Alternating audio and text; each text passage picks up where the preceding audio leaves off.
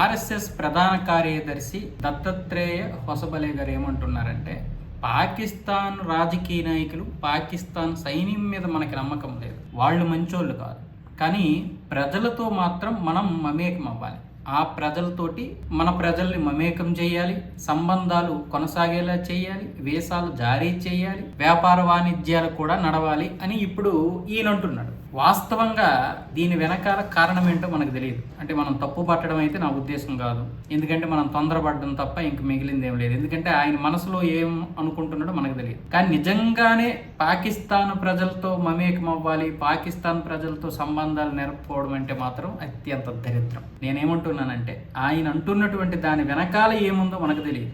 ఒకవేళ నిజంగా వేరే అర్థం ఏదైనా ఉంటే ఓకే, కానీ నిజంగా ఇదే అర్థంతో ఆయన మాట్లాడితే మాత్రం అంతకంటే దరిద్రం మరొకటి ఉండదు. పాకిస్తాన్ ప్రజలతోటి, పాకిస్తాన్ సైన్యమైనా, పాకిస్తాన్ ఆర్మీ అయినా, పాకిస్తాన్ రాజకీయ నాయకులైనా, ఆ ప్రజలైనా ఒక్కటే. ప్రజలు పూర్తిగా రాజకీయ నాయకులంత చెడ్డవాళ్ళు కాకపోవచ్చు, కానీ భారతదేశంతో కలిస్తే మాత్రం ఇక్కడ వాళ్ళు ఏం చేయాలో అది చేస్తారు. మనం 370 అమల్లో ఉన్నప్పుడు చూసాం కదా, మళ్ళీ సపరేట్గా వాళ్ళతో ఎందుకు సంబంధాలు. అటల్ బిహారీ వాజ్పేయి గారు అదే మంచితనంతో వాళ్ళకి బస్సులు కూడా వేశారు. ఏం చేశారు? చివరికి మన మీద బాంబులు వేశారు. కాబట్టి ఆ పాకిస్తాన్కి ఒక దండం, ఆ పాకిస్తాన్ ప్రజలకు ఒక దండం, ఆ నాయకులకు ఒక దండం, అందరికీ దండం. మళ్ళీ ఆ కంపును తీసుకొచ్చి ఇక్కడ పెట్టుకోవడం ఎందుకు? ఇప్పుడే ఆ బంగ్లాదేశ్ అనే కంపును వదిలించుకుంటుంటే మళ్ళీ ఇప్పుడు పాకిస్తాన్ అనే కంపుని మళ్ళీ మనం నెత్తినెక్కించుకోవాలి. మీరు ఏదైతే మీ మీద ఒకవేళ విమర్శలు వచ్చాయో ఆర్ఎస్ఎస్ మీద, పర్లేదు, అవేమి విమర్శలు అనుకోకండి, అవి అక్షంతలు, అవి ఆశీర్వాదాలు. ఆర్ఎస్ఎస్ అంటేనే ఒక మతవాద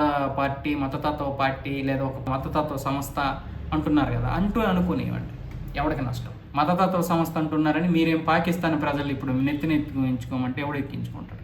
కాబట్టి ఇప్పుడు మళ్ళీ ఆ తప్పు చేయొద్దు. 370 రద్దుతోటే ఆ దరిద్రం వదిలేసింది.